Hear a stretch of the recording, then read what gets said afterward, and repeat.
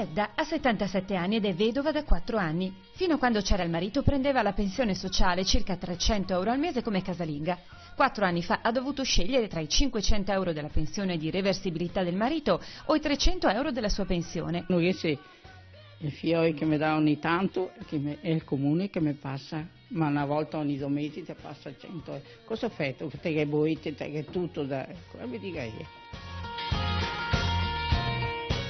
Oggi ha scoperto che ai 500 euro può aggiungere circa 123 euro al mese. Sono la maggiorazione della pensione. Spettano a chi ha oltre 60 anni un reddito annuo inferiore agli 8.298 euro e per lei significano molto. E alle ritratti che ho fatto, manco mi è arrivato a fare a tomba a me Mario.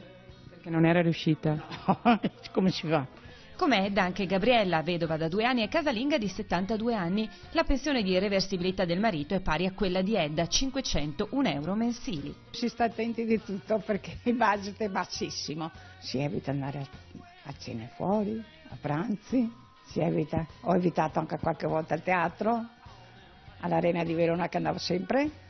Anche per Gabriella 126 euro in più al mese che oggi prende, più gli arretrati pari a 2.442 euro, significano tirare un sospiro di sollievo.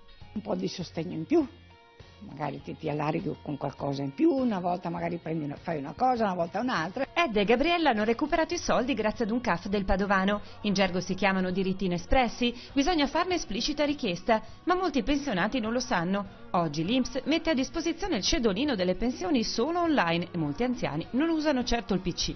Hanno diritto a maggiorazioni, integrazioni al minimo, hanno diritto alla 14ª mensilità, la maggiore quota di reversibilità della pensione, i trattamenti di famiglia e l'assegno al nucleo familiare.